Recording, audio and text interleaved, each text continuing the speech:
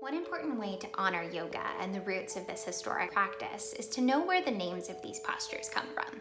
So, although we call it warrior pose or warrior postures, these in Sanskrit are known as Virabhadrasana.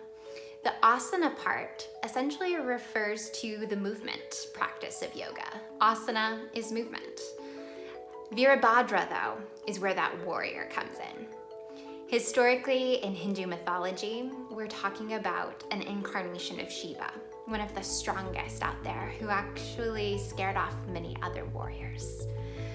An important way to bring this into our practice is to honor that history, to honor those myths, and to really channel that energy through strength, through diligence, and through intention. Warrior 1. Pick up the left foot, shake it out, and step it back. We'll have it at a 45-degree angle and about at hip width apart. Make sure that the hips and the shoulders are both square to the front of the mat. Extend both arms overhead. Maybe you can move them into a cactus arm. There's many different ways in Warrior we can play with our arms. We can interlace the fingers behind the back, making it proud, or lean forward for a humble warrior. Extend both arms overhead, checking in, making sure the belly button is pulled into the spine.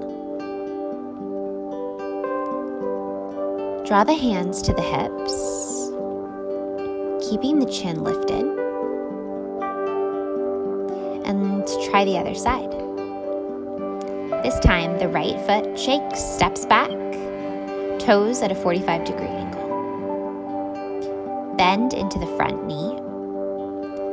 Hips and shoulders are square. Let's check in with the angle of the hips and the angle of the shoulders. Make sure that they're both level. Find your balance. Move through some of the arm postures. Interlace the fingers behind the back for a proud and then a humble warrior, keeping the feet in the same spot. Extend both arms overhead. This is Warrior 1. Good job. Warrior 2. Stand at the front of the mat, pick up the left foot, shake it, step it back. Stay on the tips of the toes and move it out hip distance apart. Then rotate the hips open to the side. Draw the back heel down.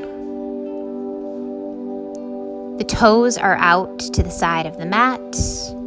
Hips are open, shoulders open. And then maybe take the front foot, wiggle it in a little bit more so the heel is in line with the back arch. Let me rotate to show you a little bit of a different view. Hips and shoulders are open. Bend through the front knee. Check in with the arms. You can lift them overhead. Move the neck. Flip the arms, palms up, and then palms down. This can help with the shoulders. Make sure that the ribs and the hips are not too far forward, too far back. Instead, everything should be about in alignment. Let's flip the palms one more time to lower the shoulders. And take the back hand. Draw it along the back leg for reverse warrior. I'll move over to the side again. The palm rolls down to the knee. Got an arch in the top arm. Excellent. Let's try the other side. Come back to the front of the mat. Right foot steps back. Rotate open through the hips. Rotate open through the shoulders. Bend into the front knee. Align the shoulders with the front arm. Check in with where the arms are at. Make sure that they're about in alignment.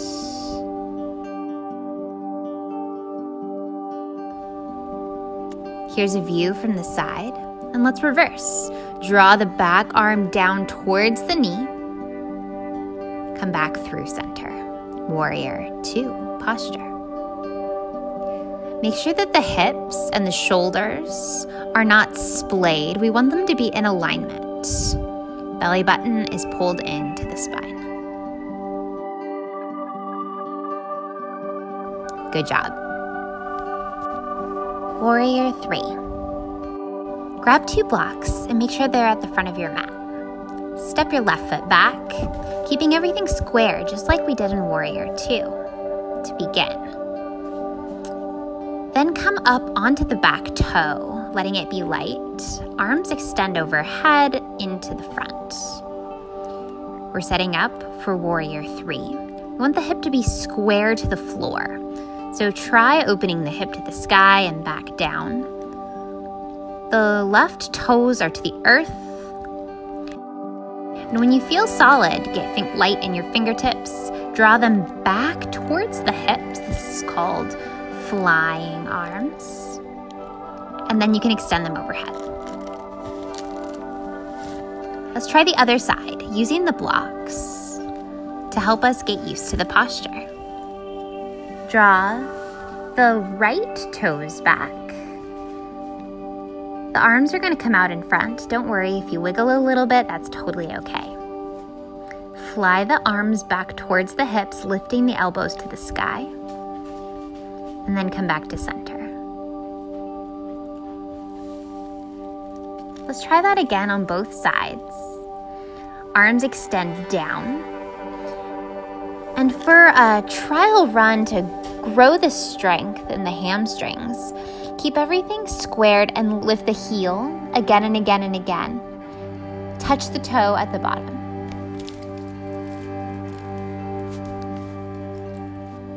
You'll definitely want to do this on both sides. Practice, practice, practice. It's going to feel a little bit weird in your body the first few times. Don't worry about it. You'll figure it out. Arm workout. Especially the first few times we do this, our arm might feel a little strange. Let's learn how to move and isolate the angles of the shoulder. Blocks help to emphasize this. Pick up both in your hands. Thumbs down, rest of the fingers on the top. Just like this. Then rotating at the shoulders. Draw the thumbs to the sky and down. Thumbs to the sky and back to center. So we've got external rotation and internal rotation. External and internal. We can use these blocks to practice external and internal rotation as we draw arms back and forth. We can even practice this at a standing pose. Using the blocks as added weight, bend the elbows and pull them in, feeling an external and an internal rotation. External, the hands come to the side. Internal, they come across the body.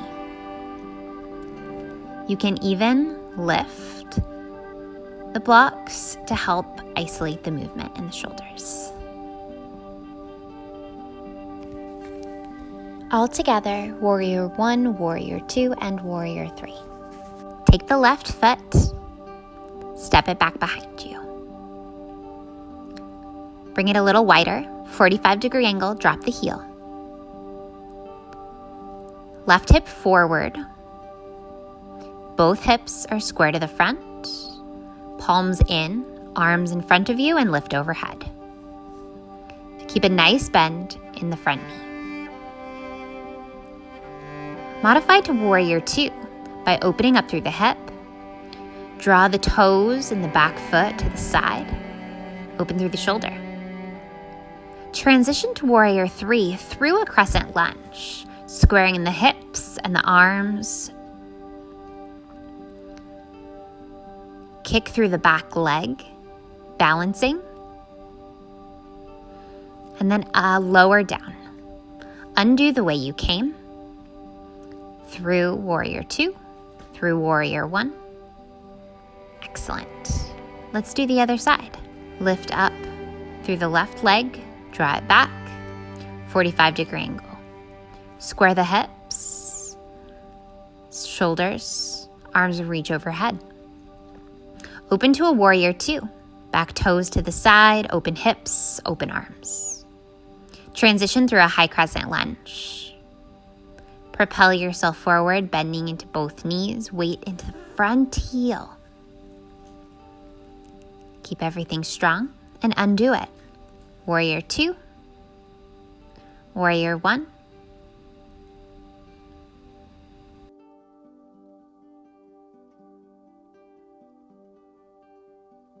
To close, find a way into a seat.